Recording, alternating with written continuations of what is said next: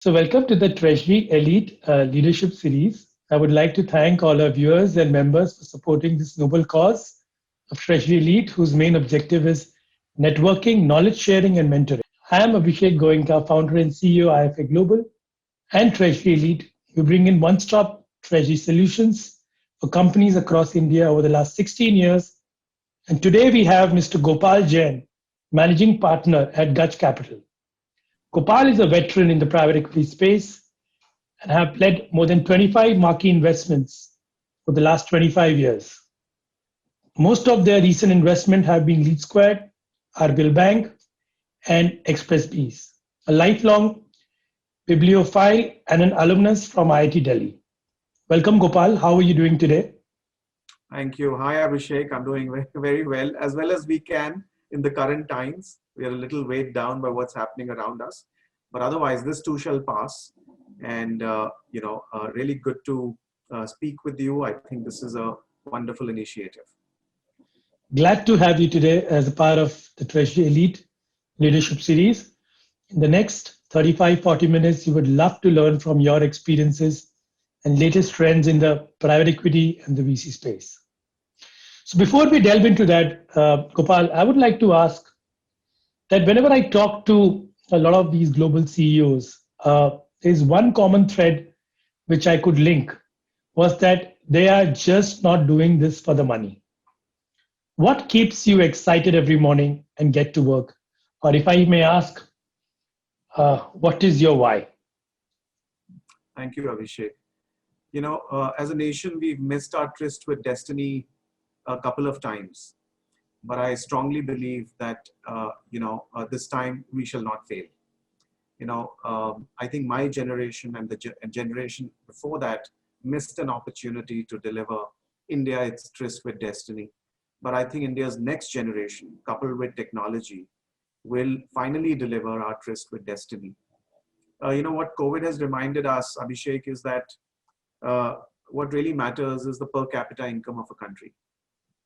Right? For too long, we've been saying India is the fourth largest, fifth largest economy, but we are 139 on a per capita basis. Right? Correct.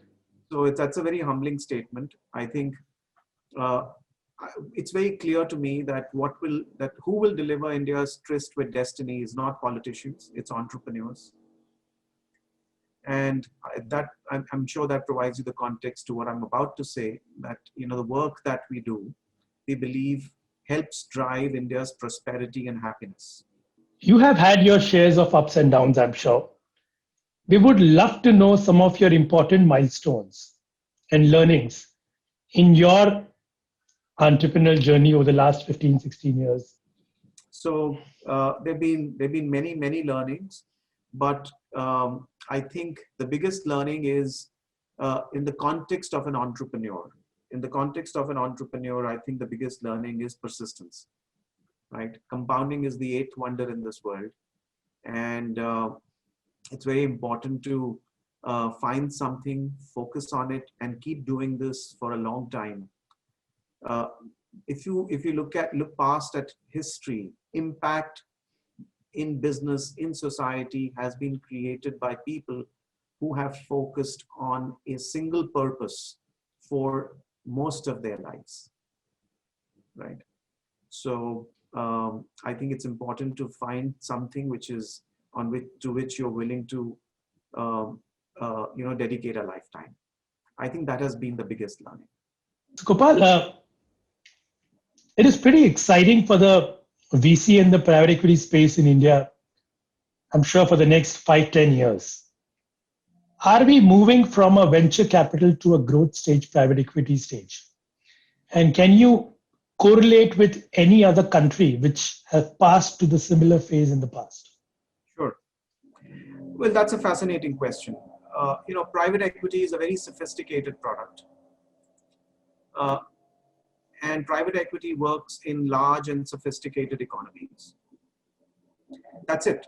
Private equity only works in large and sophisticated economies. And if you're not either both large and sophisticated, you should be at least one of them, which is either large or sophisticated. So US, for example, is a large and sophisticated economy. China, until recently, was a large economy and is becoming a sophisticated economy. And let's take Scandinavia, for example. It's a sophisticated economy, not a very large economy. Or Israel, right? Now, these are places where private equity and venture capital works. Good news for India is that finally, India, private equity is starting to work. Right? So India, until recently, was neither large nor sophisticated. So in some ways, venture capital and private equity arrived in India before India was ready for venture capital and private equity. And that is because we have a very sophisticated elite. Our elite is highly sophisticated. It's globally connected. And, if you look at the data, the performance data of venture capital and private equity in India, it's mixed. Good news, Abhishek, is that private equity is starting to work in India. And I can see that over the next 5 to 7 years, Indian private equity, and when I say private equity, I mean both venture capital and private equity, will become a globally significant asset class. So, we are on our way towards becoming a $100 billion market. 100 billion is when you become globally significant, right? Globally, private equity is roughly about 1.5 trillion, right? So when Gaja Capital started in 2004, 2005, India was a $2 billion market. Today we're about 40 or 50. And it seems like so much larger, but actually we are such a small part of the global market. And we deliver far less performance than even our share. Most of the share comes from most of the performance comes from other economies. Now coming to your other question, actually until about 7 or 8 years ago, there was very little venture capital in India. There was only growth capital. Now there is both venture capital and buyout capital. Now what is the difference between venture capital, growth capital and buyout capital? Very broadly speaking, venture capital is for startups. Growth capital is for startups that are now looking for scale. And buyouts are established businesses that are looking for new owners, right?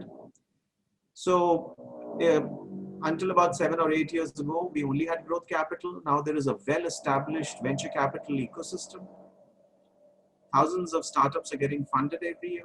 And if you look at our own deal flow, nearly 100% of the companies we invest in now come from the venture capital ecosystem. Until about 7 or 8 years ago, the typical entrepreneur we backed had grown by bootstrapping without the help of a venture capitalist. But now people are reaching the same stage faster and in collaboration with venture capital. That's a wonderful perspective that you shared. And I'm sure it's going to add tremendous value to everybody who's listening here.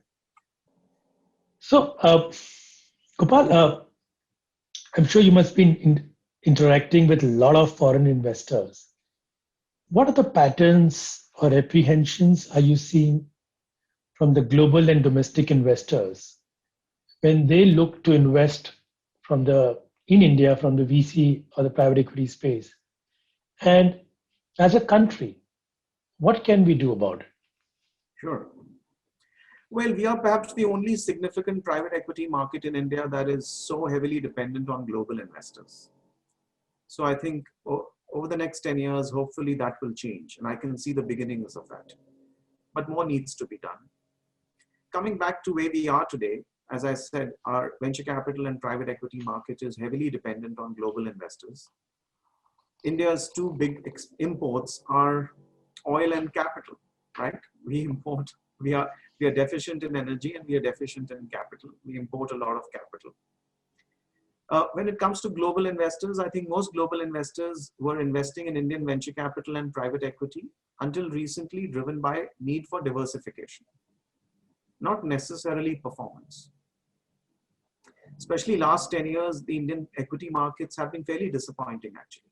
Between 2010 and 2020, equity markets as a whole, especially for dollar investors, because between 2010 and 2020, the rupee has depreciated significantly, right? So there's been a huge gap between dollar returns and rupee returns. I believe 2020 to 2030 will be different. and uh, uh, and India will attract capital, not just driven by diversification, but driven by need for performance. So that is as far as global investors are concerned. As far as Indian investors are concerned, we are seeing baby steps, but very important baby steps towards venture capital and private equity finding its way into investment portfolios. There is no shortage of savings in India, but very small part of that finds its way into financial savings, right? And within financial savings, very small part of that finds its way into equity savings. And within equity savings, very small part finds its way into venture capital and private equity. Good news is that we are seeing the financialization of Indian savings. This is a 20-year trend. It's a tsunami that's coming. And what is the role of venture capital and private equity? Very important role, because yields in India are dropping, right? So you can no longer plan to deliver long-term investment objectives purely by investing in interest-based securities. You need to buy equity-based risk. And that's what private equity in other countries has done. It has compensated for the drop in yields, right? So there is a structural demand for venture capital and private equity that is coming through investment portfolios. Initially, what we are seeing that some people think of venture capital and private equity as gambling money. But that is not sustainable, because actually private equity and venture capital do not deliver gambling type returns, right? They are not, they shouldn't be seen as a fringe allocation. They should be seen as a core allocation. So invest in sophisticated economies or in economies around the world, allocation to venture capital and private equity is now core to investment portfolios, because you only earn 1 or 2% on treasuries, right? Right? So you have to buy more risk to get your whatever, 8, 10, 12% returns. People are living longer, right? So they need to plan for a longer life. There was a time when the average life expectancy and the average retirement age was at the same level, right? Today, most people live for decades beyond their retirement age. So old age planning is even more important, but yields are dropping. So how do you plan to maintain lifestyles while you're no longer as productive as you used to be? That is essentially what venture capital and private equity can deliver, which is deliver and compensate for dropping yields in one's investment portfolio. The connection that you had with private equity, low yields, and increasing age was very relevant. And I think it's going to give a lot of dimension to people who are contemplating this space. And I think since Indian large companies have generated so much of profits over the last few years, and I think now with the low interest environment, with the globalized space, I think the promoters are getting that little itch of getting into that space. I mean, you must be witnessing that. My last question to you is, I was very fascinated to learn about the Gaj Capital Business Book Prize that you guys do. And I think the recent one you gave it to Mihir for the Big Billion Startup. I mean, that's an amazing initiative. Congratulations. And would love to know how did this idea crop up and what's the objective behind it? Well, inspiration is is how you can, for every one entrepreneur, how can we create 100 more entrepreneurs, right? Because for every one entrepreneur we have, India needs 100 more entrepreneurs. And what will inspire these 100 budding entrepreneurs? Stories, right? Stories are very important. Narratives are very important. Now, when it comes to stories and narratives, most of the stories and narratives we have are of Western countries and Western people and Western entrepreneurs, right? For you and I who, like I said, India has a sophisticated elite. We can relate to some of these people, but 90% of Indians cannot relate to these people. They need their own heroes. We have so many heroes. Their stories need to be told. And if we tell their stories, that's when we will create hundreds and thousands of more entrepreneurs. So that was the idea with which the book prize started. That listen, why we need to encourage writers to write about Indian stories, Indian entrepreneurs, Indian successes, because stories about Indian authors, Indian entrepreneurs, businesses, etc., will create many more entrepreneurs than stories about Western businesses alone, because people can relate to them, right? People relate better to the story of an entrepreneur who went to a town like his, right? Who went to a vernacular school, or I would say even who went to IIT rather than Harvard, correct? Whose parents were middle class, right? Or who had to cycle his way to school, all those things. When you look at Western entrepreneurs, you assume that, oh, they had advantages. Yep. That they came from a different market. Oh, the government works better there.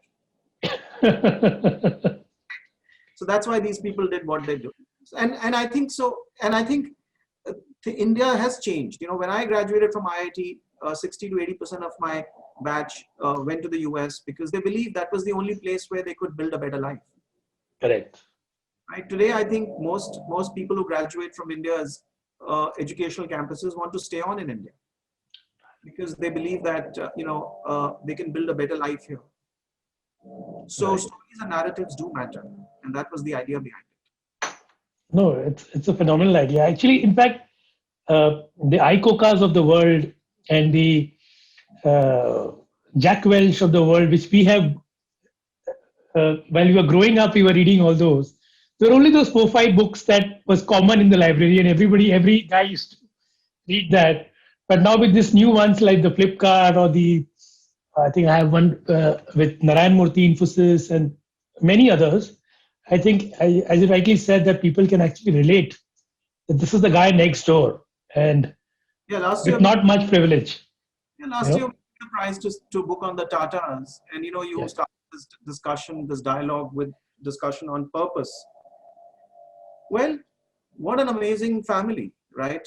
That has always stressed the importance of social capital and purpose. And what an amazing example they set for Indian entrepreneurs and businesses, that how you can pursue, how you can make a huge difference to nation building. It was very inspiring for me that, that here is a family that has prospered and created some of the country's largest firms while pursuing social good, while giving Right. more than what they could afford. It was wonderful talking to you, Gopal. Your perspective about how the VC and the private equity space is shifting. What is the growth opportunities that people have today, both for the young entrepreneurs who's seeking capital and sophisticated investors who are looking at investing their money and seeking higher yields because of low interest rate scenario across the world. And how is the mind shift changing, with the new age companies coming in and the kind of capital that India is drawing and where are we heading? And I wish everyone all the very best to make the most out of it. I mean, we are in that phase of our career, I think, where we should make the most of it. Thank you so much. So thank you, Gopal.